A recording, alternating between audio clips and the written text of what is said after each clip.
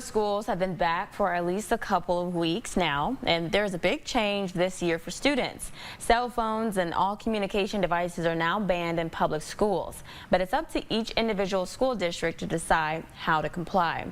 GMAT's Marshall Farmer spoke with one teacher and her students on how that ban is impacting their classroom. Hey guys, don't forget your lab sheet, backpacks in the back. As students settle into class, I thought it was going to be hard on me to constantly have to police them. you'll notice a lack of cell phones. Honestly, they're policing themselves. We should have gone to this a long time ago.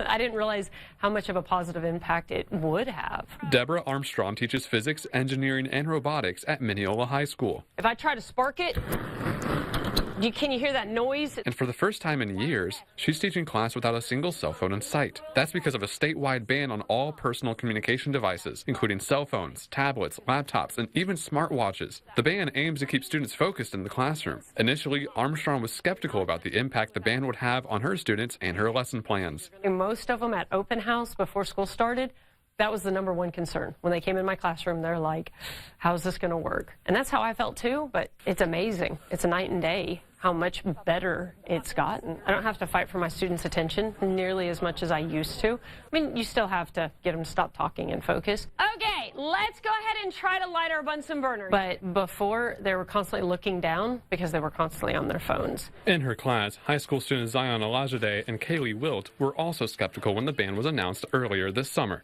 I was definitely very shocked because I'm like, phones? How am I supposed to talk to my mom?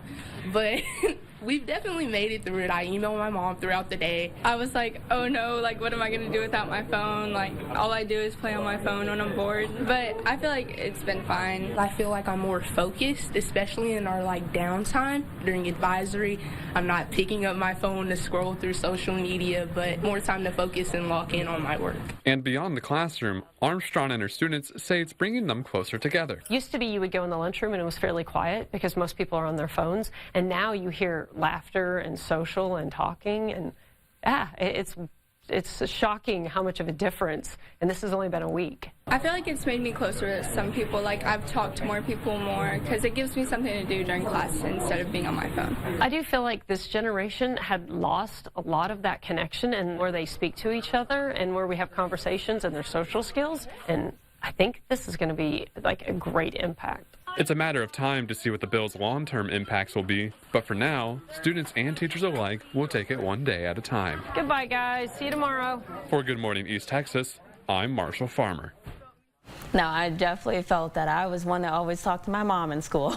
But across the U.S., roughly 2/3 of states have their own versions of phone bans in the classroom. Texas's ban went into effect on June 20th this year.